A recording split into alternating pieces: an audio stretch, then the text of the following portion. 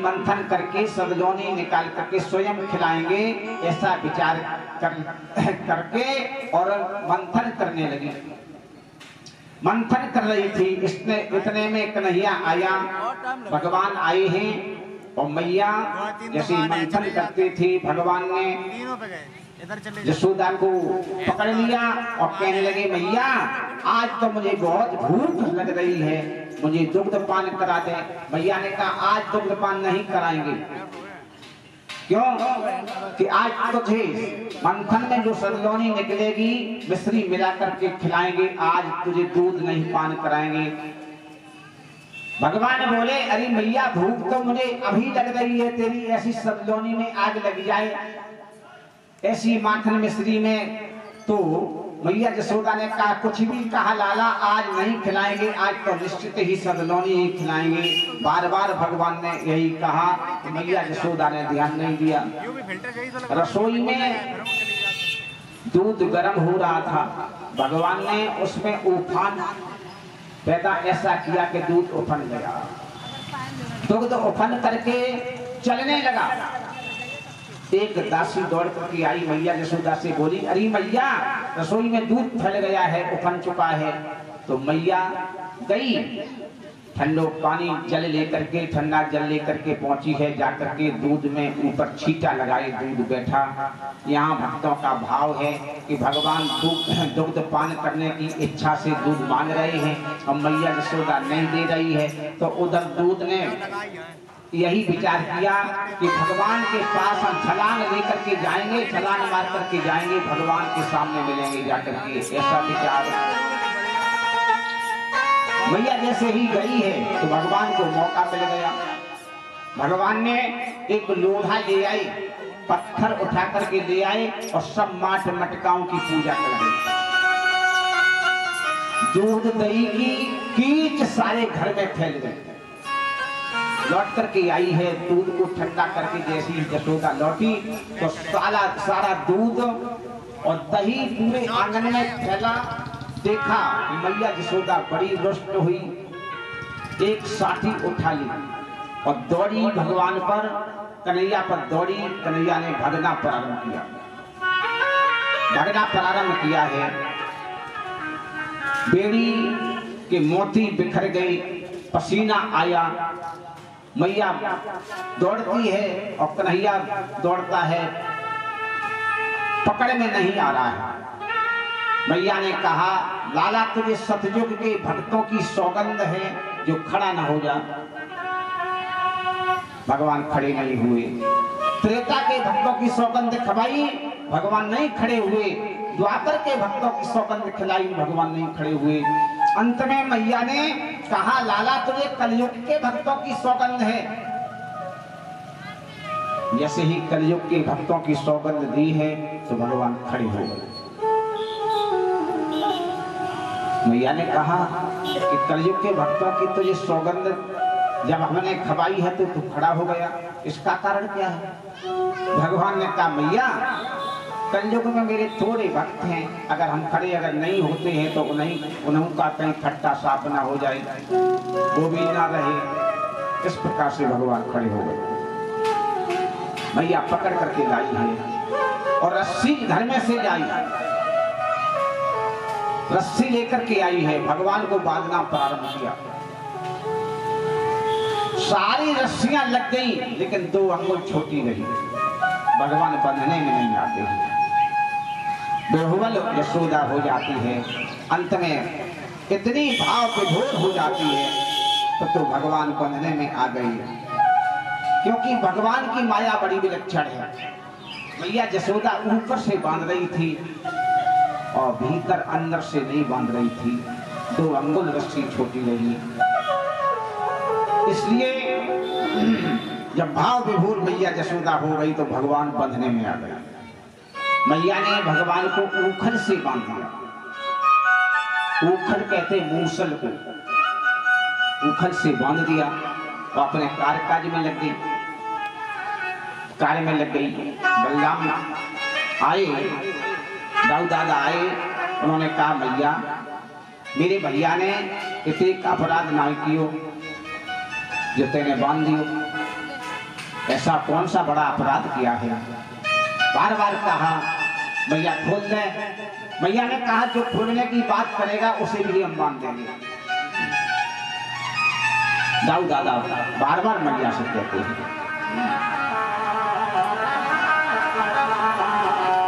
अरे मैया उखल से दीहु बांध, श्याम ने कहा बिगारो है।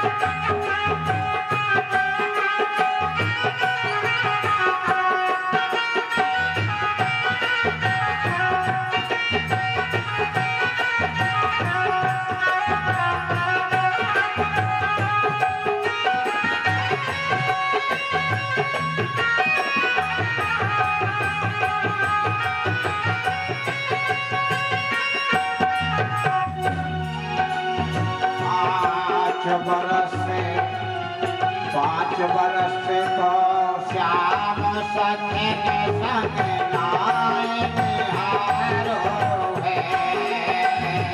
5 साल को श्याम सखे संग गाय निहारे। 5 बरस को श्याम सखे संग नाय निहारो है।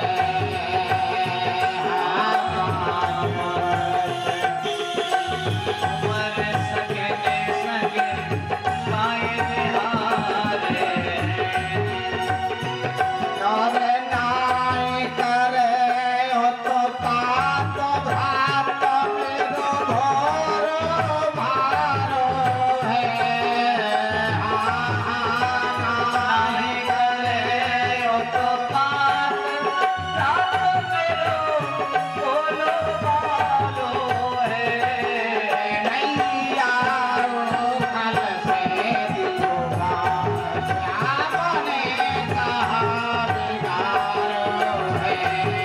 मैया उखल से दियो बात, श्याम ने कहा बिगारो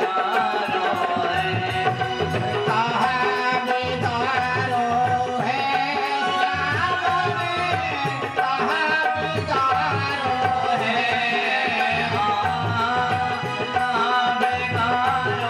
है, श्याम ने कहा बिगारो है।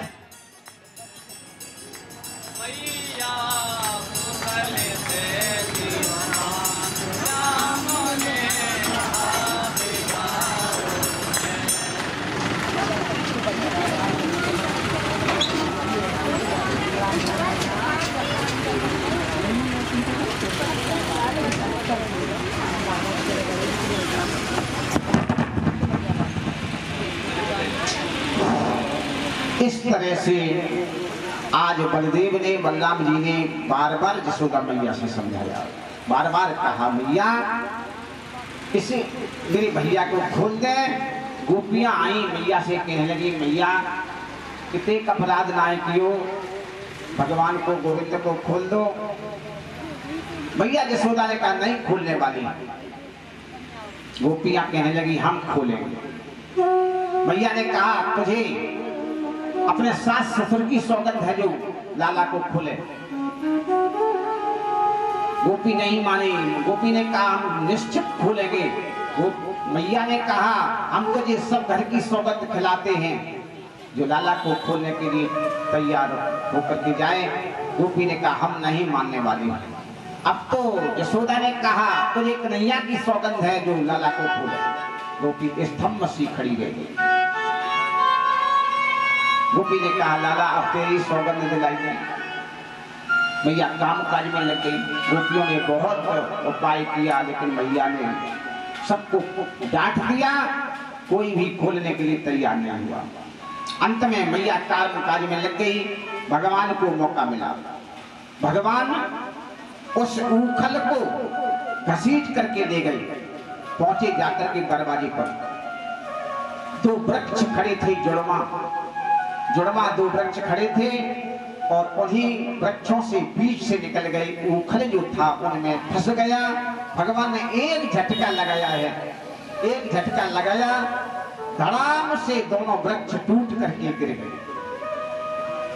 दोनों वृक्ष गिर गए। उनमें से दो पुरुष निकले भगवान का परिक्रमा करके और भगवान के धाम को चले गए।